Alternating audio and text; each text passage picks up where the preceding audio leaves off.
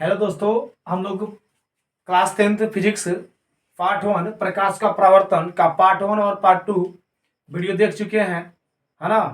तो आज हम लोग पार्ट 3 में देखेंगे क्या, किरण पुंज, प्रकाश की किरण पुंज। किरण पुंज किसे कहते हैं? तो किरणों के समूह को किरण पुंज कहा जाता है। क्या कहता है? किरणों के समूह को किरण पुंज कहा जाता है। जी हाँ भाई साहब, जब ढेर सारी किरणें एक साथ गमन करती है, एक साथ चलती है, तो वह क्या कहलाती है? किरण पुंज कहलाती है। किरण पुंज 3 प्रकार का होते हैं। कितने प्रकार के होते हैं? 3 प्रकार के।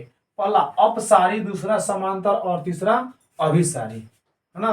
किरण पुंज के 3 प्रकार होते हैं। पहला है अपसारी, दूसरा समांतर और तीसरा है अभिसारी। तो पहला हम लोग देखेंगे अपसारी किरण पुंज किसे कहते हैं।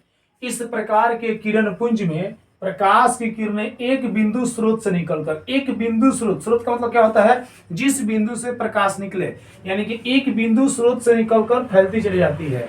एक बिंदु स्रोत से जब प्रकाश निकलेगा और आगे फैलते हुए चले जाता है, वह क्या कहलाता है?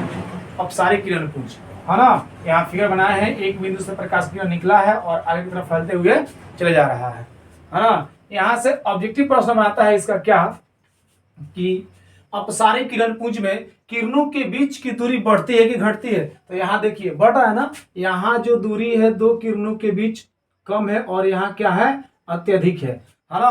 तो अपसारी किरण पुंज में किरणों के बीच की दूरी क्या होती है? बढ़ती है। अब देखेंगे दूसरा क्या, दूसरा समांतर किरण पुंज। ऐसे किरण पुंज में प्रकाश की किरणें एक दूसरे के समांतर होती है। क्या होती है? समांतर होती है, पैरेलल।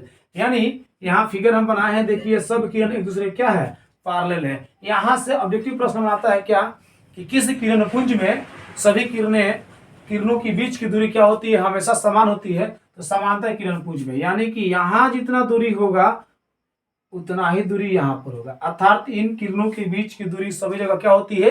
एक समान होती है, ना बढ़ता है और ना ही घटता है। अगला देखेंगे अभिसारी किरण पुंज। क्या?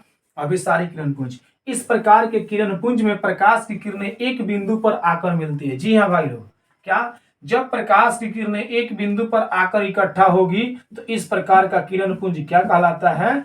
अभिसारी किरण पुंज कहलाता है। और इसमें क्या होता है, यहाँ से ऑब्जेक्टिव क्वेश्चन क्या बनाता है, यहाँ से बनाता है कि अभिसारी किरण पुंज में किरणों के बीच की दूरी बढ़ती है कि घटती है? तो क्या होती है? घटती है। जब बताइए कि एक बिंदु पर आकर इकट्ठा होगा किरण, तो क्या इनके बीच दूरी घटेगा कि बढ़ेगा? घटेगा, है ना।